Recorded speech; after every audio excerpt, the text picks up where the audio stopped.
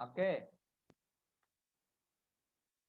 तो सबसे ज्यादा कहाँ पे पैदा होगा, इस जगह पे सबसे ज्यादा स्ट्रेस कंसंट्रेशन पैदा होगा, क्योंकि सबसे ज्यादा बेंडिंग ऑफ फ्लो यहीं पर हो रहा है।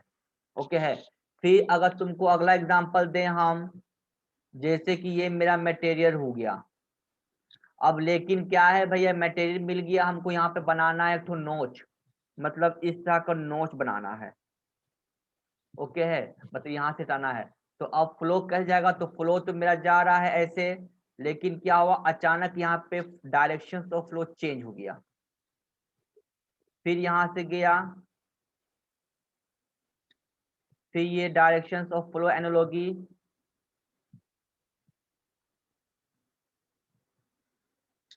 तो डायरेक्शंस ऑफ जो सबसे ज्यादा बेंड कहाँ पर हुआ, मैक्सिमम बेंडिंग कहाँ पे हुआ, ये चीज में हुआ।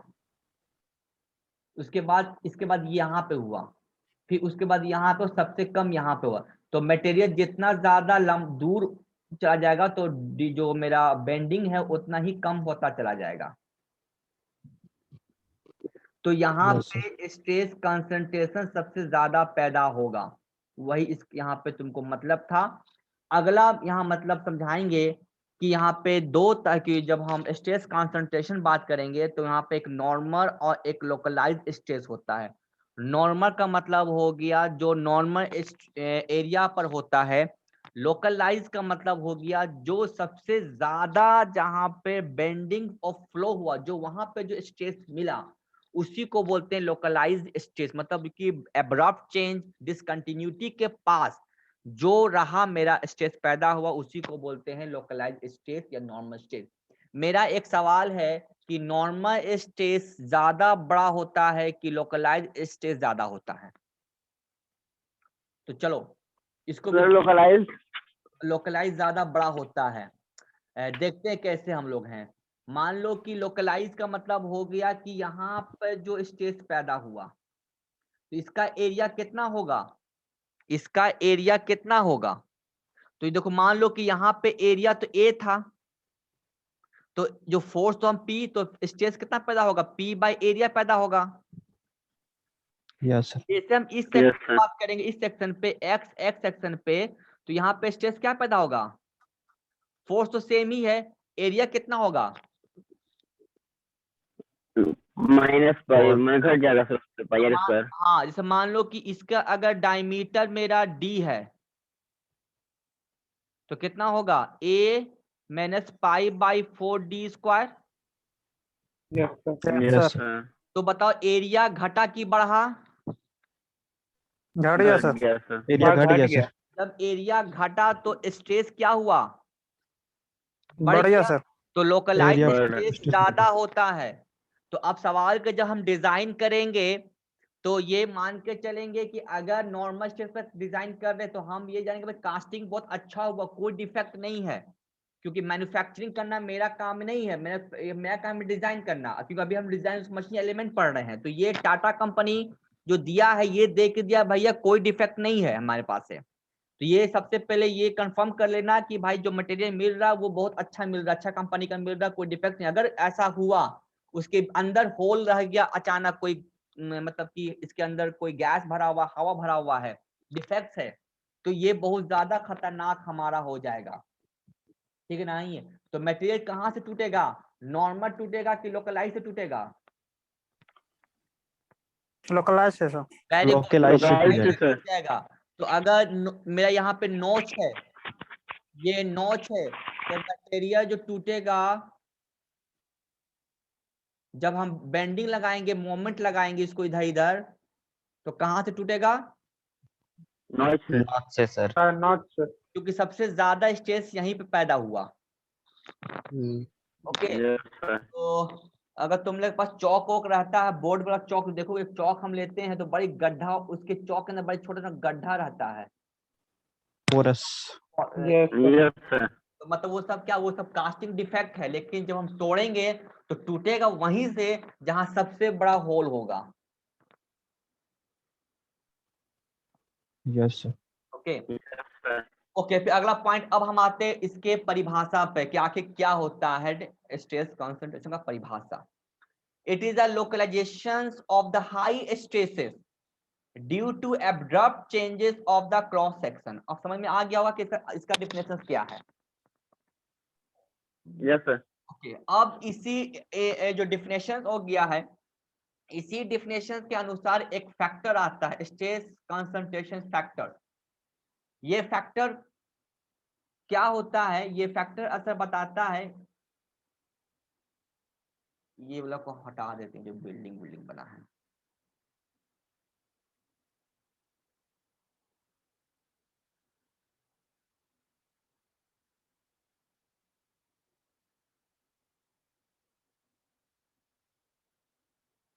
स्ट्रेस कंसंट्रेशन फैक्टर होता है के टी से हम रिप्रेजेंट कर रहे हैं, ये जो हम बुक से पढ़ रहे हैं, अलग अलग किताबों से इसको अलग अलग चीजों से रिप्रेजेंट किया जा सकता है। वो कहलाता है कि मैक्सिमम स्ट्रेस मतलब localise stress. Okay, localise stress जो हमारा होता है वो मतलब maximum stress to normal stress, इस दोनों के रेशियो को ही कहते हैं स्ट्रेस फैक्टर कहते हैं। और स्ट्रेस कंसंट्रेशन फैक्टर को हम लोग चार्ट से निकालते हैं, चार्ट। तो ये बहुत एक्सपेरिमेंट करने के बाद जो डिजाइन हमने फर्स्ट चैप्टर में जो कहे थे हम लोग हैं, किसमें कहते हैं जो हम लोग ये चीज में कि टाइप ऑफ जो डिजाइन हमारा होता है कितना तरह का होता है हमारा, ये अडेप्टिव डिजाइन, डेवलपमेंट डिजाइन। तो अभी हम लोग किस स्टेज में हैं, हम लोग को ये करने की जरूरत है, लेकिन हम लोग ये बस वन ही पे लटके हुए हैं।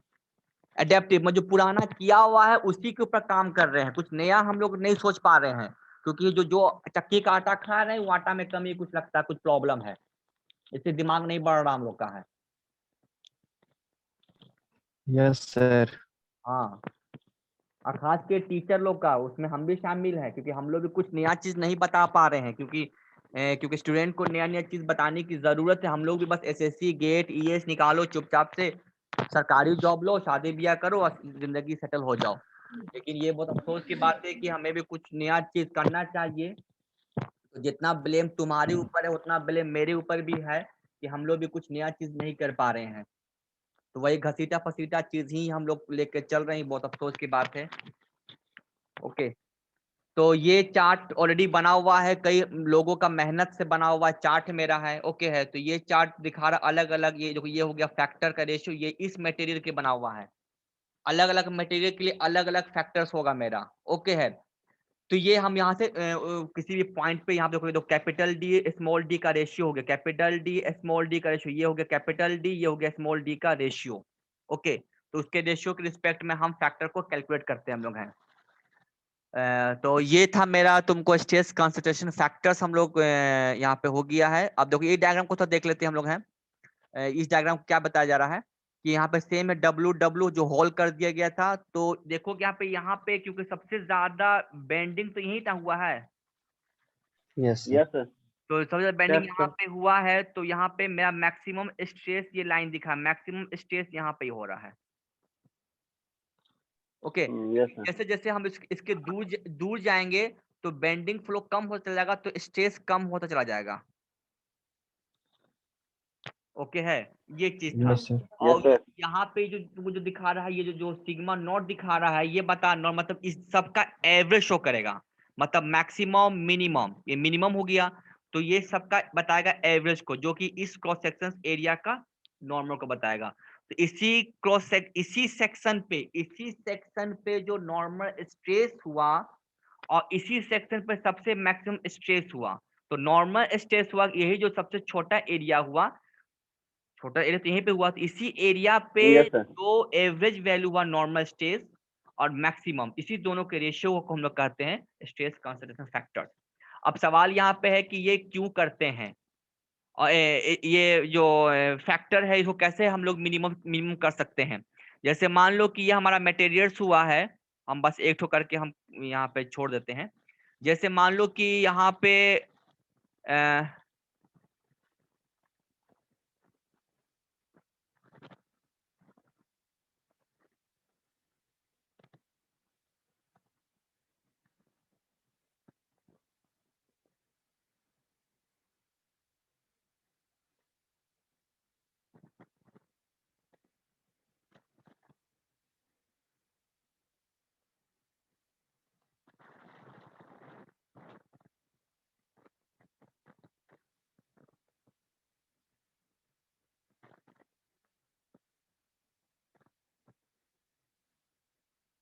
अब जब इसका डायग्राम इसके दोनों में लगभग सेम, लेकिन कुछ अंतर है।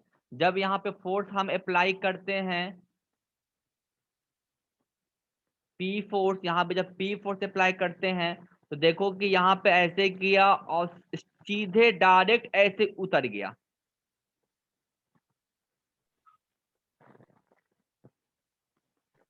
Yes sir. तो इस दोनों में अंतर क्या है कि यहाँ पे बेंडिंग का जो डायरेक्शन है 90 डिग्री में सडनली चेंज हुआ है। तो सबसे ज्यादा बेंड यहाँ पर हुआ है। तो हम चाहते तो यहाँ पे क्या है, यहाँ पे सबसे ज्यादा चांसेस है टूटने का। तो हम कैसे हम इसको मिनिमाइज करें? मिनिमाइज ये कर सकते हैं कि ये जो मेरा कर्व जो बना था मेरा, ये जो सीधे स्ट्रेट 90 है, इसको थोड़ा सा हम ऐसा बना दें।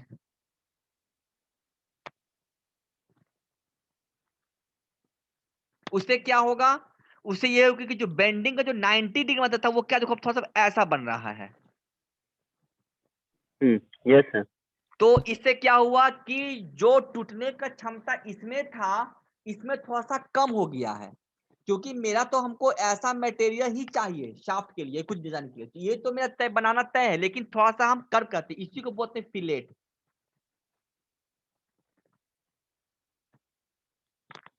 ताकि हम मिनिमाइज कर सकें। तो मिनिमाइज करने का तरीका है, कुछ कुछ चीज को हम ऐड कर सकते हैं। जैसे कि अगर कोई कर्व पार्ट हुआ तो हम फिलेट रेडियस देख के भी कर सकते हैं।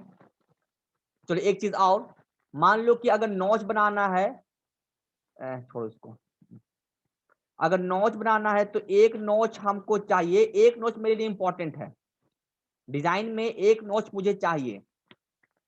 तो ये तो और कमजोर हो गया। तो हम क्या करेंगे कि हम इस नोच को कुछ नहीं कर सकते। ये नोच मेरा डायमेंशंस के अनुसार, कस्टमर के अनुसार जरूरी है, लेकिन कस्टमर जब ये नोच पे काम कर जल्दी टूट जाएगा तो हम क्या कर सकते हैं? क्योंकि हम देख रहे हैं कि अचानक यहां से आया, अचानक एडेप्ट चेंज हुआ, तब तो ये मेरा बेकार हो गया। तो हम क्या करेंगे, हम इसमें डिजाइन के अनुसार एक्स्ट्रा नोच पुट करेंगे।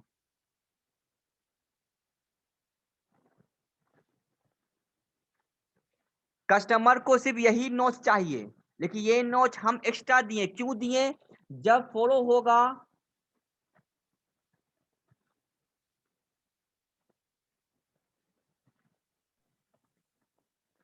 ऐसा होगा। Yes, sir. तो क्या होगा, जो बेंडिंग का था वो थोड़ा मिनिमाइज कर दिए हम लोग हैं। ओके है। तो ये हम लोग कर सकते हैं कि एक्स्ट्रा नोच पुट करके भी हम लोग मिनिमाइज कर सकते हैं एक्स्ट्रा नोच। ओके, मान लो कि नोच के जगह पे कोई क्या हम यहाँ पे होल दे दिए, तब भी वो भी सही है। और अगर मान लो कि बीच में एक होल चाहिए, तो क्या करोगे कि एक हल्का सा होल यहां दे दोगे, एक हल्का सा होल यहां दे दोगे, तो क्या होगा, मैनेज हो जाएगा सर। थोड़ा सा मिनिमाइज करेंगे। हम एलिमिनेट नहीं कर यस सकते सर। कभी भी एलिमिनेट नहीं कर सकते, सिर्फ मिनिमाइज कर सकते। यही था मेरा, उसको कैसे कैसे हम लोग हटा सकते हैं। Yes, sir. ठीक है, यस सर। तो हम थोड़ा सा कल और हल्का कंटिन्यू करेंगे इस चीज को हम लोग हैं। ओके हैं। Sir, ओके एक चीज सर। पूछना है सर। एक चीज यहाँ पे हम भूल गए थे हम,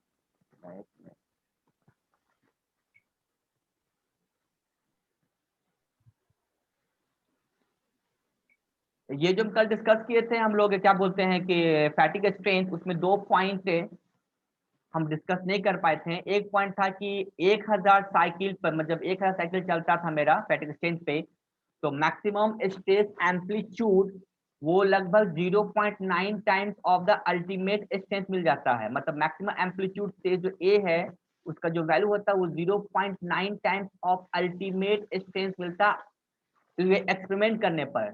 और ये एक स्ट्रेट लाइन फ्लो करता है 1000 से लेकर 10⁶ तक के लिए। तो ये मेरा रहा 1000 से लेकर तुमको सीधा स्ट्रेट लाइन फ्लो किया।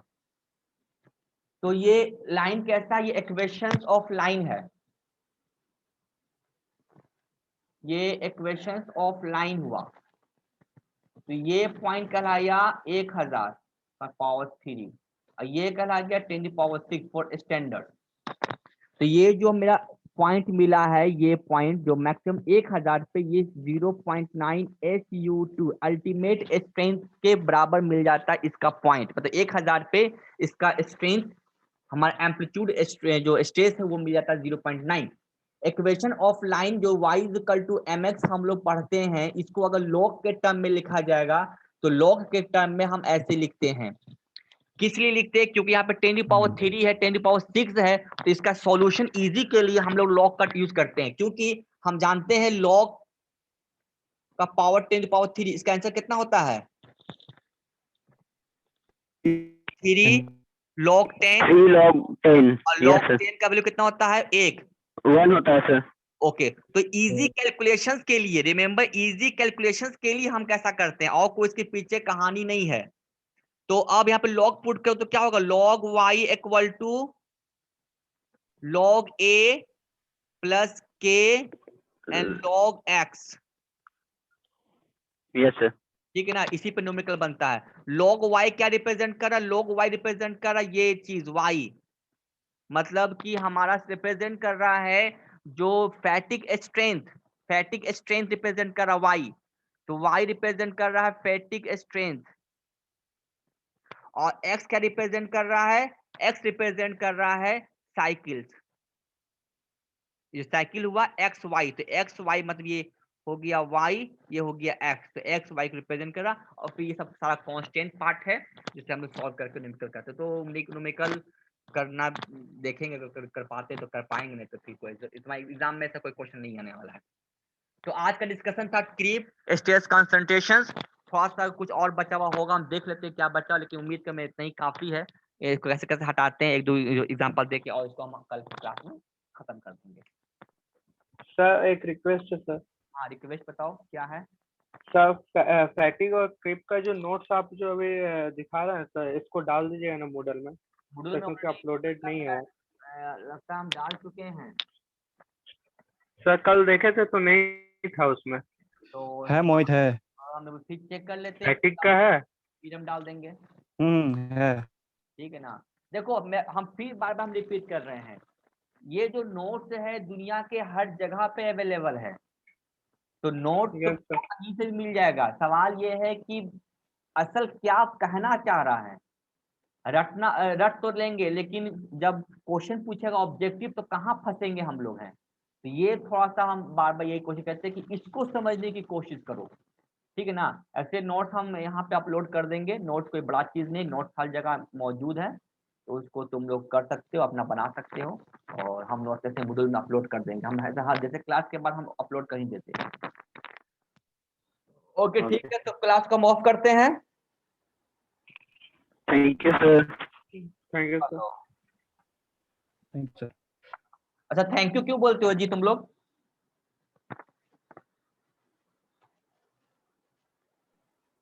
क्या सर आप पढ़ाए हैं तो आप हेल्प कर रहे हैं सब सर पढ़ाए हम लोग को।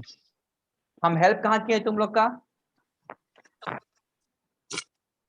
सर जो बिल्कुल चीज हेल्प नहीं कर जान रहे रहे हैं। थे उसको सर ये कॉन्सेप्ट खुद से पढ़ के तो आ नहीं सकता है नहीं, बिल्कुल नहीं। तुम सर्विस देते हो, हम सर्विस दे रहे हैं, तुम लोग पैसा देते हो, हम सर्विस देते हैं, तो उसमें थैंक यू बोलने की क्या जरूरत है?